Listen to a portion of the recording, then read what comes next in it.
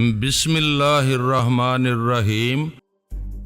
منع کریں ایسی باتیں کرنے سے، یہ تو ایسے کہہ رہے ہیں جیسے ہمارے درمیان کوئی خفیہ معاملہ چل رہا ہو پہلے سے، حالانکہ ان سے پہلے میں نے کبھی شکل بھی نہیں دیکھی، آپ لوگوں کی نام تک نہیں سنا تھا۔ وہ انور کمال کی بات کا برا مان کر بولی۔ میں نے مسکراتے ہوئے کہا، غلطی تو تمہاری ہی ہے مسرت بیگم، یہ تمہیں ان سے کسی بات کی تصدیق کرانے کی ضرورت ہی نہیں تھی، یعنی آپ بھی ان کی ہی طرفداری کر رہے ہیں۔ اور مجھے دروازے پر دستک سن کر بولتے بولتے ایک دم خاموش ہو گئی، پھر آگے جھک کر دھیمی آواز میں بولی، شیروانی شاید آ گئے ہیں، ان کے سامنے ایسی ویسی کوئی بات نہیں کرنا۔ وہ اٹھ کر دروازہ کھولنے چلی گئی۔ آنے والا ایک 6 فٹ کا تنومند شخص تھا۔ میں نے اس کے جسم پر منڈی ہوئی سرکاری یونیفارم دیکھ کر فوراً اندازہ لگا لیا کہ وہ انسپکٹر شیروانی ہی ہے۔ مجھ پر نظر پڑتے ہی وہ لمحہ بھر کو ٹھٹکا، پھر فوراً ہی سنبھل کر مسکراتے ہوئے میری طرف آیا اور مصافحہ کے لیے ہاتھ بڑھاتے ہوئے بولا، انسپکٹر شیروانی۔ میں نے اٹھ کر اس کے ساتھ گرم جوشی سے ہاتھ ملاتے ہوئے کہا، مجھے ہاشم خان کہتے ہیں، ایک بہت ہی اہم معاملے میں آپ کی مدد درکار ہے۔ مجھے امید ہے آپ مجھے مایوس نہیں کریں گے۔ یہ یقین رکھیں مایوس میں بھی نہیں کروں گا آپ کو۔ ضرور آپ حکم کریں جناب۔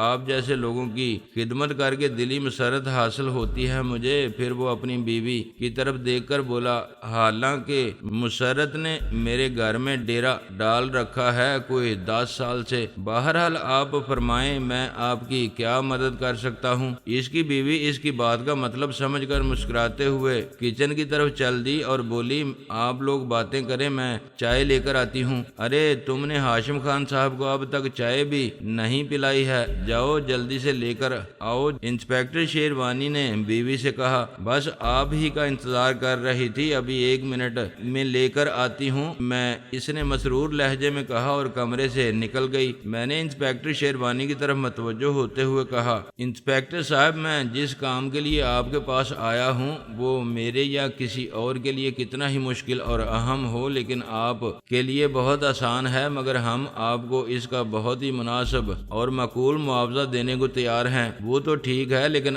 آپ کام بھی تو بتائیں مجھے۔ میرے علاقے میں منشیات کا کاروبار تو نہیں کرنا چاہتے ہیں آپ لوگ؟ وہ بولا، نہیں جی توبہ کریں، ایسے ذلیل کام کے بارے میں تو ہم سوچ بھی نہیں سکتے کبھی، ہمیں تو ایک آدمی کو حوالات سے نکلوانا ہے بس۔ میں نے کہا، اوہ اچھا، کون ہے وہ؟ اگرچہ پرچہ نہیں کٹا ہے اس کا تو میں کوشش کروں گا، ہو سکتا ہے کام ہو ہی جائے تمہارا۔ وہ جی شرافت علی نام ہے اس کا، صبح 3 ساڑھے 3 بجے ہی اٹھا کر لائے ہیں آپ اسے، یقین کریں وہ بالکل بے گناہ ہے۔ وہ شرافت کا نام سن کر ایک دم چونک پڑا تھا، حیرت سے مجھے دیکھتے ہوئے بولا، تمہارا کیا تعلق ہے شرافت علی کے ساتھ؟ دوست ہے جی وہ ہمارا، بس اس کے سوا اور کیا تعلق ہونا ہے اس کے ساتھ ہمارا؟ بہت اچھا آدمی ہے جی وہ، پتہ نہیں کیوں پکڑ لیا ہے پولیس نے اسے، شہر کے خوشحال اور معزز لوگوں میں شمار ہوتا ہے اس کا، یہ تو آپ بھی جانتے ہوں گے۔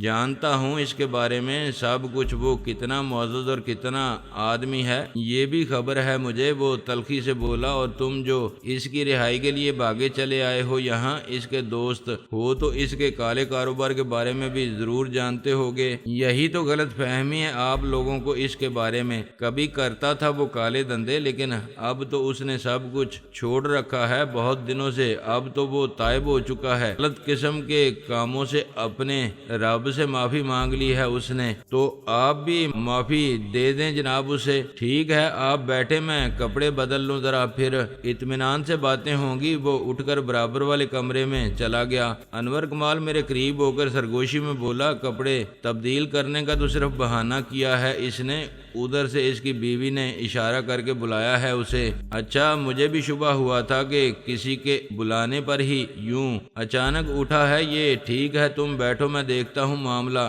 کیا ہے۔ میں اٹھ کر دبے پاؤں اس دروازے تک جا پہنچا جس کے پیچھے شیروانی غائب ہوا تھا۔ دروازہ پوری طرح بند نہیں ہوا تھا، اس کا ایک پٹ تو پوری طرح بند تھا مگر دوسرا کوئی 4 انچ کے قریب کھلا ہوا تھا۔ میں نے دروازے سے کان لگا دیا۔ دوسری طرف اس کی بیوی دھیمی آواز میں کہہ رہی تھی، لگتے تو مجھے یہ بھی مشکوک ہی لوگ ہیں مگر وہ ہاشم خان 1 لاکھ روپے دینے کو کہہ رہا تھا اس کام کے، تم کچھ زیادہ ہی مانگنا، اس سے 10-20 ہزار کی بات کر کے اتنی بڑی رقم نہ گوا دینا، سمجھے؟ تم نے ایسا ہی کام عقل سمجھا ہے؟ مجھے پتا ہے تمہیں یہ ہاشم خان کون ہے جسے تم نے اتنے اطمینان سے اپنے ڈرائنگ روم میں بٹھایا ہوا ہے؟ پولیس کو اگر خبر ہو جائے تو پورے لیاقتہ آباد کو گھیرے گی۔ وہ آ کر انسپیکٹر شیروانی نے کہا، وہ گد مجھے پہچان چکا تھا، شاید پہلی ہی نظر میں وہ جان گیا تھا کہ اس کی بیوی نے کس کو اپنے ڈرائنگ روم میں جگہ دے دی ہے۔ وہ جو اندر گھستے ہی ٹھٹکا تھا، مجھے دیکھ کر تو اس کی وجہ یہی تھی مگر میں سمجھا تھا کہ وہ اجنبی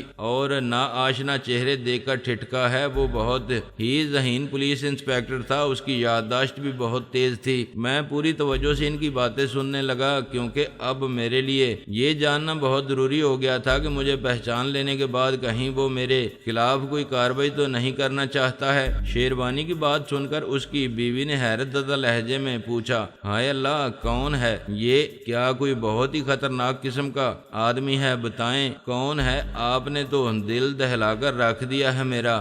آہستہ بولا، اس کے اگر بنک بھی پڑ گئی کانوں میں کہ میں اسے پہچان چکا ہوں تو جان سے مار دے گا۔ وہ بہت ہی خطرناک مجرم ہے، سزائے موت کا حکم سنایا جا چکا ہے اس کو اور کال کوٹڑی سے جیل توڑ کر بھاگا ہوا ہے۔ سارے ملک کی پولیس تلاش میں ہے اس کی۔ 50,000 روپے انعام مقرر ہے اسے زندہ یا مردہ گرفتار کرنے پر۔ سمجھی، غلام جیلانی نام ہے اس کا۔ اف اللہ، اور میں نے اسے خود ہی اپنے گھر میں گھسیڑ لیا ہے مگر یہ تو اپنا نام ہاشم خان بتاتا ہے اور پنجاب کا ذمہ دار کہتا ہے خود کو، اور تو کیا تمہارے خیال میں یہ بتاتا پھرے دنیا کو کہ وہ پولیس کو مطلوب مجرم غلام جیلانی ہے؟ شیروانی چڑ کر بولا تھا۔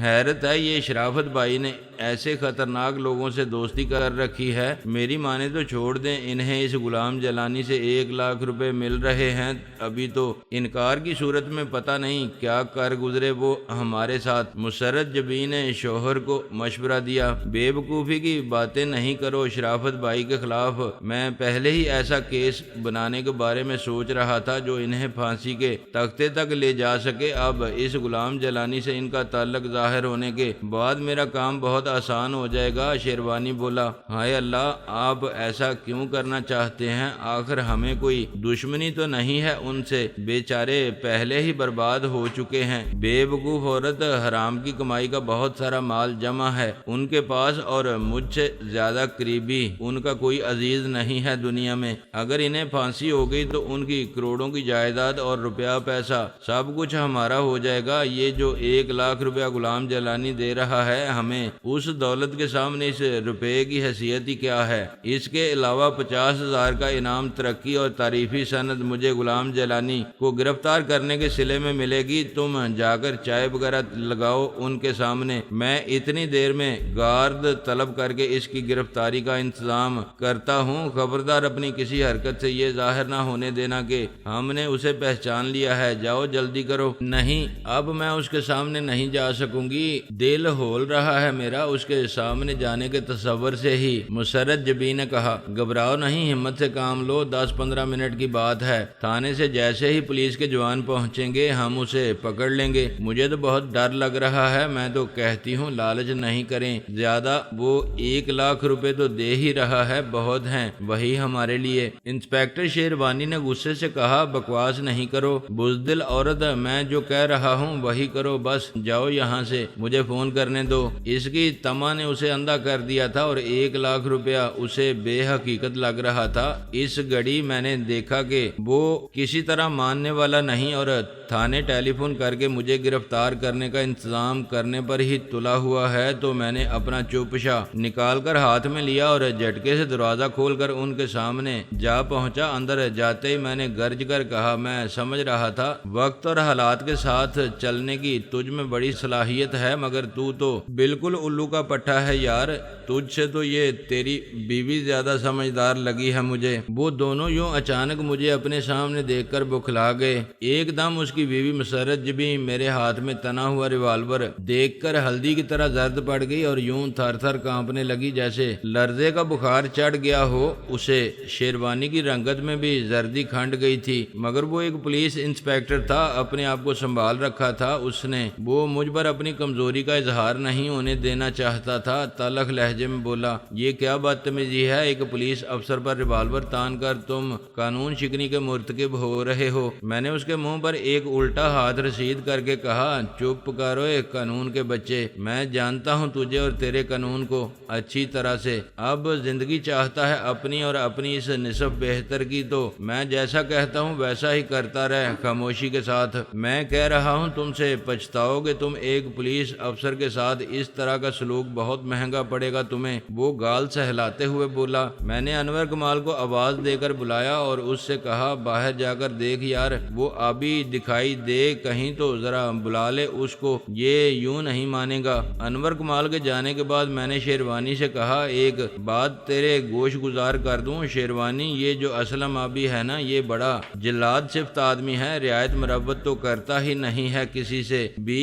اور پولیس والوں سے تو لگتا ہے اس کی کوئی خاندانی دشمنی چلی آ رہی ہے۔ بڑے پولیسیے مارے ہیں اس نے ابھی، میری بات مان تو ٹھیک، ورنہ اس کے آنے کے بعد تمہاری سلامتی کی ضمانت نہیں دے سکوں گا میں۔ ہر زر پرست کی طرح بزدلی اس کے بھی رگوں پہ میں سمائی ہوئی تھی۔ حرام اور حلال کی تمیز کیے بغیر دولت کے پیچھے دوڑنے والے موت سے بہت ڈرتے ہیں، شاید اس لیے کہ وہ جانتے ہیں مرنے کے بعد ان کی جمع کی ہوئی دولت ان کے ساتھ نہیں جا سکتی، لہذا وہ دنیا میں زیادہ سے زیادہ دن رہ کر دولت سے پوری طرح استفادہ کرنا چاہتے ہیں، جی بھر کے دنیا کی رنگینیوں سے لطف اندوز ہونا چاہتے ہیں۔ یہ الگ بات ہے کہ ان کا دل کبھی بھرتا ہی نہیں ہے۔ شیروانی پر میری دھمکی کا خاطر خواہ اثر ہوا تھا، وہ بولا، ٹھیک ہے اس وقت میں تمہارے قبضے میں ہوں، جو تم کہو گے کروں گا، لیکن اس کے بعد جب میں تمہارے اختیار میں نہیں رہوں گا اس وقت کے بارے میں بھی سوچ لو، اس کی فکر نہ کرو تم لوگوں سے کس طرح نٹا جا سکتا ہے، یہ میں خوب جانتا ہوں، میرے لیے یہ کوئی نیا کام نہیں ہے۔ میں نے کہا۔ اسی لمحے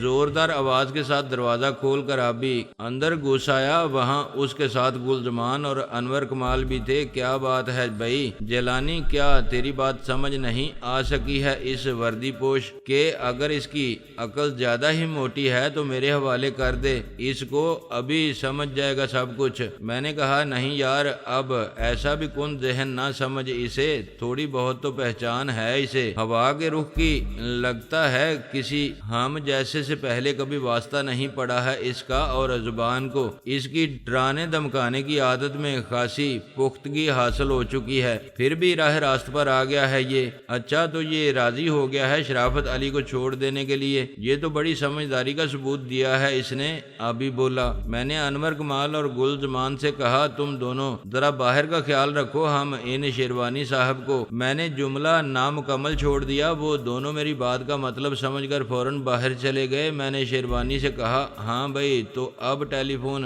استعمال کر تھانے کا نمبر ڈائل کرو، اپنے اور ماتحت عملے سے کہو کہ شرافت علی صاحب کو باعزت طور پر آزاد کر دیا جائے، یہ حکام بالا کا حکم ہے۔ یہ میں کیسے کہہ سکتا ہوں، پورے عملے کو پتا ہے کہ ہم نے اوپر کے احکامات کی تعمیل میں ہی اسے پکڑا ہے، اگر اعلی افسران کی مرضی نہیں ہوتی تو اتنے با اثر اور معزز شخص پر ہاتھ ڈالنا کسی مجھ جیسے کے بس کی بات تو نہیں تھی۔ شیروانی نے بے بسی سے مجھے دیکھتے ہوئے کہا، کون سے اعلی افسران کی مرضی شامل ہے اس کارروائی میں جناب شیروانی صاحب؟ کچھ بتانا پسند فرمائیں گے آپ؟